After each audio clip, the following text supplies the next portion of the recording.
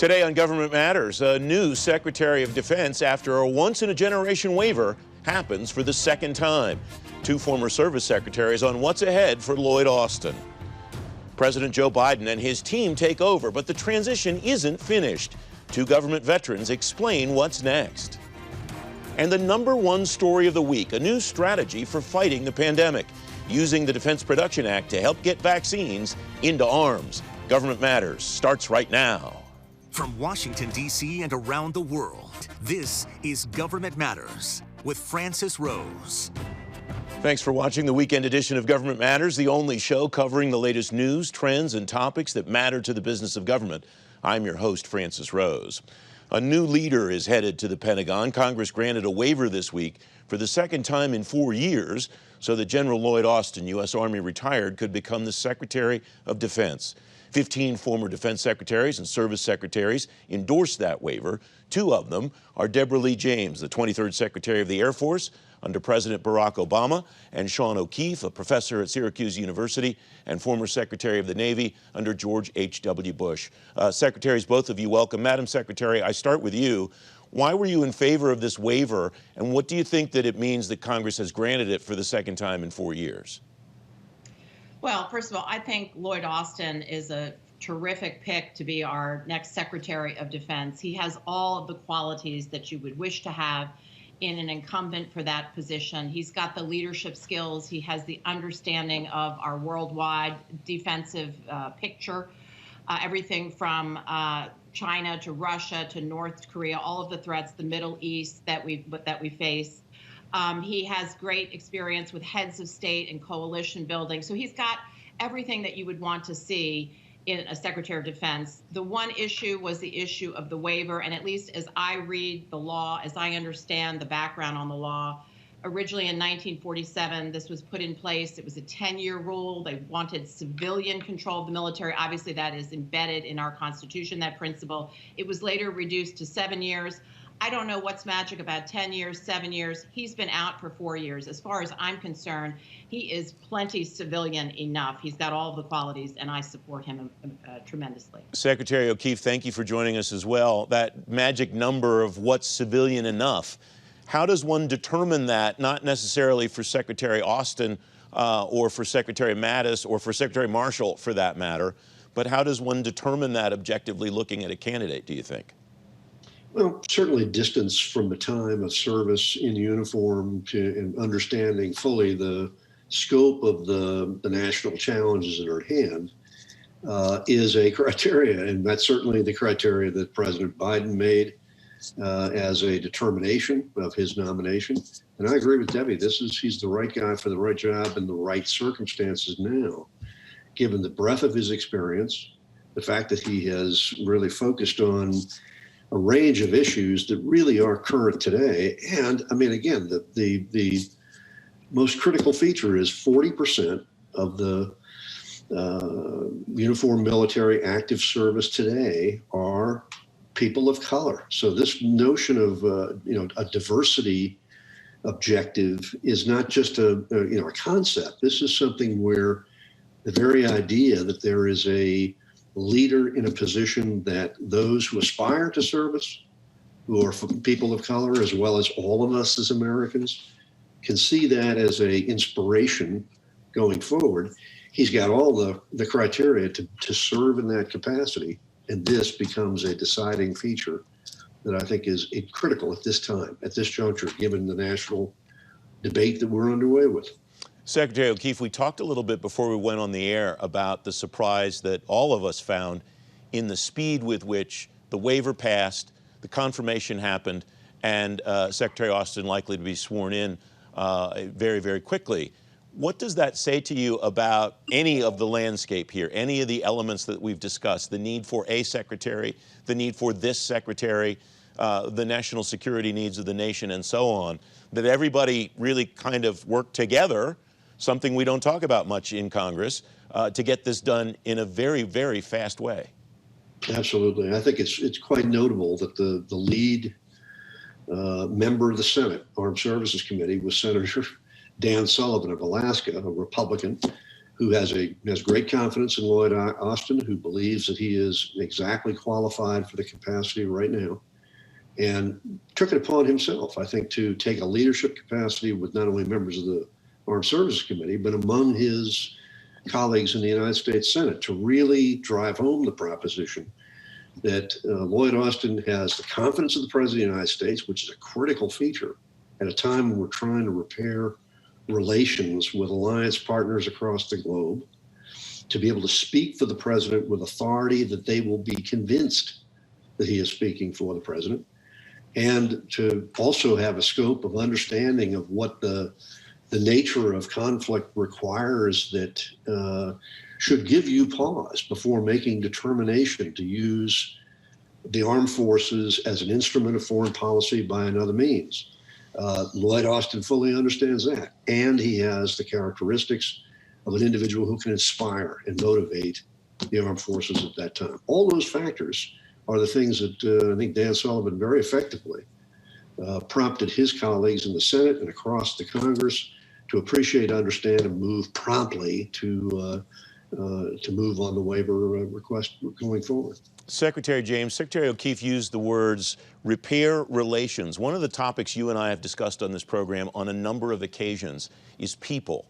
What do you expect to see Secretary Austin do to repair the relations with the career people inside the Defense Department, particularly in OSD, that have been moved around a lot because of reform that Congress has passed over the last number of years, but also who haven't, in some cases, had confirmed or appointed bosses for long periods of time over the last several years?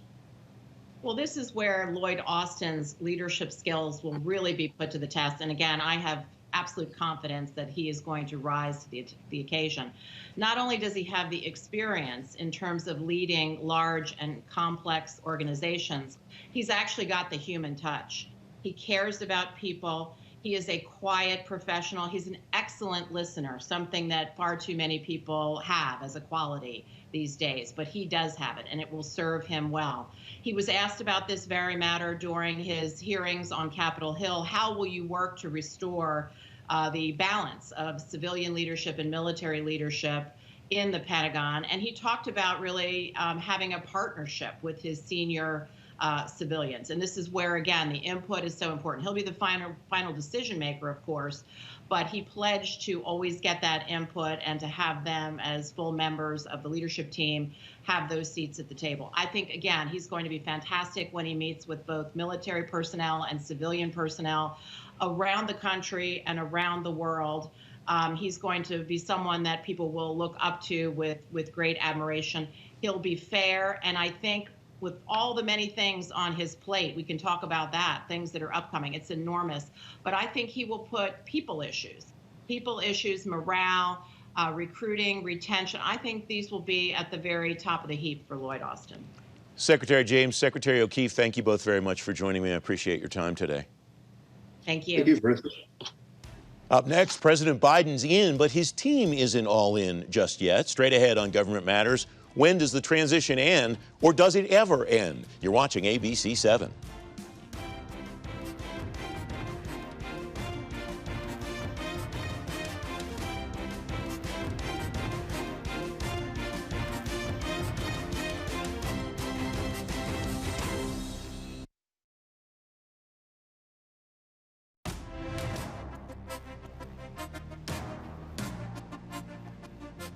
Welcome back. Every federal agency now has appointees of the new Biden administration at work this week. 5 cabinet secretary nominees have had their confirmation hearings. For a look at what that means for the transition process, Terry Gerton, President and CEO of the National Academy of Public Administration, and Lauren DeYoung-Schulman, Vice President of Research at the Partnership for Public Service, former Chief of Staff to the Assistant SecDef for International Security Affairs. Ladies, welcome. Thank you very much for joining me. Lauren, I'll start with you. The transition process is starting, right? I shouldn't be thinking about this as something that is complete or even close to complete, should I? realistically, transition will go on for the rest of the year. I think that a lot of people look at the transition period ending by the first 100 days or so in terms of getting a lot of the appointees in place. But if you look back historically, but Obama, President Trump, President George W. Bush, all of them still had gaps in their Senate confirmed roles, as well as their non-career SES and other political appointees by the end of the year. And it's a huge job. At this point, Biden only has about 50 or so appointees who require Senate confirmation named, and only one of them, as of this morning, Avril Haines, has been confirmed by the Senate, though I think realistically by the end of the day, we'll see a couple of more. So there's a long way to go before he's got his leadership team in place. But I know he's working really hard to get a lot of those folks through the process as soon as possible. Terry, what does that mean for the career civil servants that will be welcoming people into their agencies for the next several months and maybe even for the rest of this year, as Lauren lays out? Well, I think the wonderful thing about our system is that the work goes on because we have that professional civil service corps. So the work was happening on January 19th and the work is happening on January 21st. But there is so much work to do. So as you're starting to see, this transition team was really focused on having people in place on day one that didn't require confirmation. So they're already up and rolling inside those departments and agencies, getting the agenda in place, getting people onboarded with the concepts, the career civil service is getting used to some of these folks who are going to be in the deputies and assistant positions. And so that was a really key feature. You could tell that this transition team really knew what they were doing. Terry, is that a strategy? Is that a precedent that we should expect to see in future transitions? One of the arguments that I had never heard this from anybody officially inside the transition, but one of the strategies one of the reasons that apparently was a strategy was because so many of those jobs were still open and had been open for substantial periods of time in the Trump administration. Should we expect to see that, whoever is elected in 24 and 28 and so on, that a lot more attention will be paid to those non-Senate confirmed jobs? I think it's a really practical strategy. You know, we used to think that you wanted to fill at the top and then give that person the option to fill on the lower positions with their choice of people. But given the length of time that it takes to get folks through Senate confirmation, you really can't wait. As Lauren said, we're going to expect the transition as it is to go on for the rest of the year. You don't want it to take longer than that. So coming into day one with people in those lower level career positions really gives you a jump start and lets you start working on your agenda right away. I think we will start to see it as a more normal practice in future transitions. Lauren, you're nodding your head in agreement. It looks like you think that that is the case as well in the NatSec community, in the defense community, and all across the government? Absolutely. I think that we have seen the Biden transition do something, as Terry said, that really hasn't been done before in accelerating these non-careers, senior executive service and other political appointees to be in their buildings on day one, but also do as thorough a job as possible naming career officials into acting roles. The federal government has a long ways to go in terms of getting its cabinet in place and others, but it's in no way leaderless or rudderless. The work continues, as Terry says, and the Biden administration has clearly prioritized making sure that there are leaders, particularly in the crisis areas that they're facing right now, that will be prepared to implement the new policies and welcome the new appointees as rapidly as possible. Lauren, some of my friends tease me because I always talk about what happens at the end, and the end in this case is the end of this cycle of appointees concluding their time in government. That usually happens in the 18 to 24 month period. So it's encouraging, I suppose, that you're saying that the opening round of transition could be finished by the end of this year. That still gives folks 6 months to a year to maybe 18 months to be able to really get something done. Francis, you're raising a great point. Political appointees don't generally stay in for the full term. They often are in, by average, 18 months to 2 years. It's a really short turnaround to be able to get anything accomplished at that point. But by taking this approach of having a slate of leaders who are deliberately chosen for either their experience, their expertise, or their desire to get things done rapidly, I think the Biden administration is setting itself up for success not only for the political priorities, but for really good collaboration with the career workforce. And we saw President Biden issued, I believe it was yesterday, an incredibly moving message to the career workforce saying, we value you, we know you're doing the hard work, and we look forward to partnering with you. So that recognition, I think, will serve them very well in implementing not only their priorities, but addressing all of their crises that they're having to deal with right now. Terry, as Lauren was answering that question, I was thinking in the context of that turnover, the volume of turnover, we essentially have been going through a transition pretty much for the last 4 years. If you look at the number of acting people and the number of unfilled positions, especially in agencies like the Department of Homeland Security.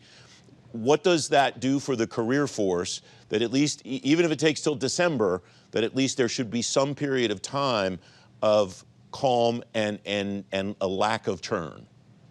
Well, again, you make a great point. And Lauren said something that was so important, that these folks that are coming in are experienced in government. So even though they might be in different positions than they've had before, they know how government works. They know how to work together with their career workforce. And that's going to be really powerful. So they can build their teams faster. They can get on to activity faster. The tenor of this administration around support and encouragement for the federal workforce is already having an impact on the environment. And so I think we're going to start to see some action really quickly. Terry Gerton, Lauren Schulman, thanks very much for joining me today. I appreciate your input on the conversation. Always a pleasure, Francis. Up next, the #1 story of the week. Straight ahead on Government Matters, President Biden invokes the Defense Production Act. What does it mean for getting vaccines into arms? You're watching ABC 7.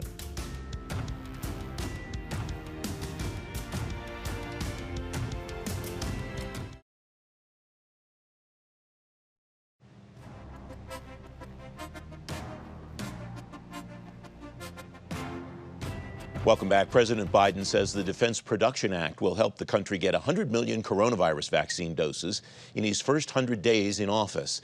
He signed an executive order to invoke the DPA for personal protective equipment and supplies to distribute the vaccine this week. Eric Crucius is partner at Holland & Knight. Eric, welcome. Thanks for coming on. You and I have talked about the DPA on a number of occasions. How does it apply in particular to the vaccine supply chain, Eric? Well, this new executive order, which President Biden just signed, will allow the different agencies to kind of work together and figure out, what supplies are needed for the vaccine. Because, of course, the vaccine serum itself is not the whole thing. It's the entire supply chain that gets the vaccine from the manufacturing facility to the arm of the person who's receiving it. So the interesting thing about this executive order is it doesn't require the use of the Defense Production Act right now. Right now, the government has authorized the use of the Defense Production Act for HHS and FEMA for medical supplies.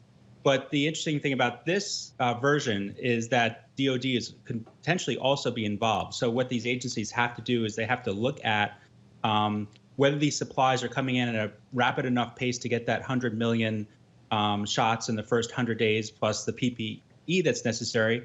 And if they feel like they're not getting there, then it looks like maybe DOD is on the precipice of getting kind of that DPA authorization that they haven't had yet. What does someone do, or what does someone have to do when the DPA is invoked that it didn't do or didn't have to do before it was invoked? What's the end result that can happen as a result of this invocation that wouldn't have happened if it hadn't happened? Well, I hope you have about an hour to explain it. But really specifically from a very high level, the manufacturers basically have to kind of look at their supply chain and say, okay, we have this order from the government that's utilizing the DPA. And because of that, we have to prioritize this government order ahead of all our other orders, even other government orders that are not rated. So that's the first thing that has to happen. There are other aspects of the DPA which are more kind of severe, for lack of a better term, where the government can come in and say, okay, we're going to kind of commandeer this manufacturing facility and you have to make X instead. Of course, the contractors that are subject to this have to be compensated for this based on market rates. But those are kind of like the two basic things that you could see the DPA being used for in this instance. And the contractors have to kind of flow that all the way down their supply chain. So subcontractors and folks who never do business with the federal government could be subject to these orders. Are there guardrails around this in any way? I recall the DPA being invoked to produce ventilators. The Trump administration made a big deal about the companies that would be making ventilators, and within several months we had ventilators sitting around that weren't really being used, reports of that at least. What keeps the companies from making things that wind up not being needed, or is that not their problem? Is it just their problem to do what the government tells them in this case? Francis, it's pretty much the latter. You kind of have to do what the government tells you to do. I mean, the good news for the companies is once the government tells you to do it, you're getting compensated for those things that you're being told to do.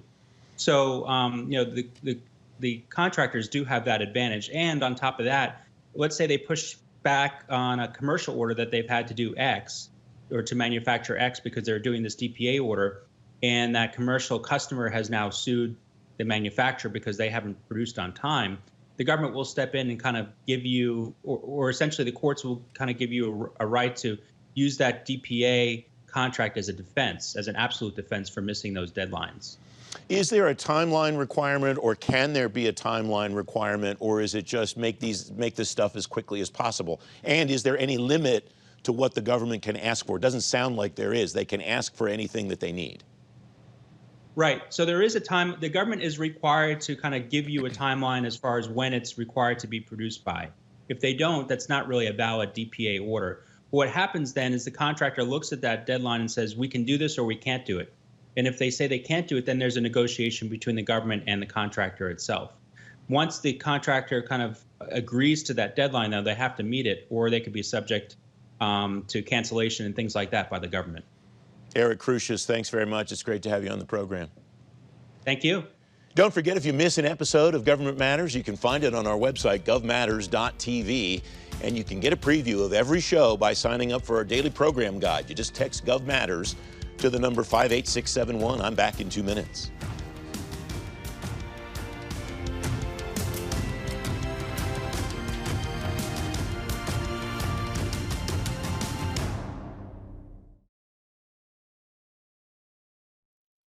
That's the latest from Washington. Join me weeknights at 8 and 11 on WJLA 24/7 News, and next Sunday morning at 10:30 on ABC 7 to stay plugged in on issues that matter to the business of government.